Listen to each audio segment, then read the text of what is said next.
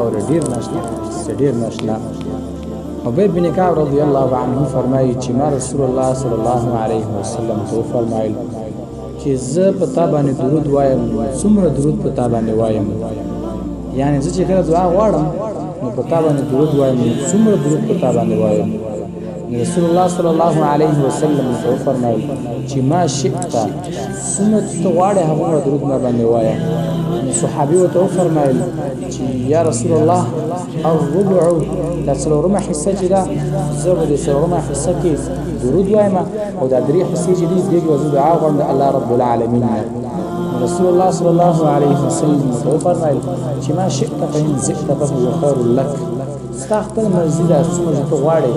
په دې نه د زیاته کړم ستا لپاره غوره ده دې کې خیر ده په دې نه زیاته کې نو صحابي ورته وفرمایل چې النصف یا رسول الله دا نیمه برخه به زه دعا وکړم الله رب العالمین او دا نیمه برخه به زه په تا باندې درود وایم رسول الله صلی الله علیه وسلم ورته وفرمایل رسول الله صلی الله علیه وسلم ورته وفرمایل چې ما شئت فإن زدت فهو خير لك ستا خپل مرضي ده ستا خپل خوښه ده چې څومره ته ما باندې درود وایې او که دې نه زیاته کړه نو تا لپاره غوره ده نو دا صحابي ورته وفرمایل چې یا رسول الله فالثلثین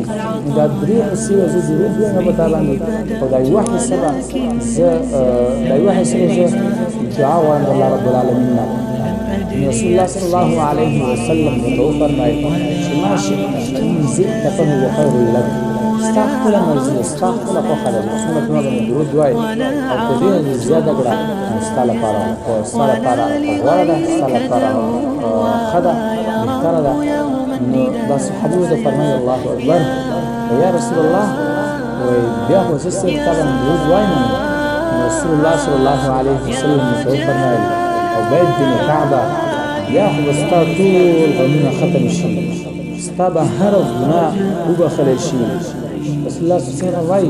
صلی الله علیه وسلم ورته وفرمایل ته چې صرف ما باندې درود وایې بیا خو به ستا ټول غمونه ختم شي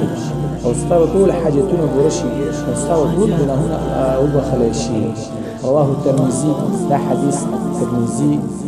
صاحب نقل کړی دی کله چې در باندې غمونه زیات شي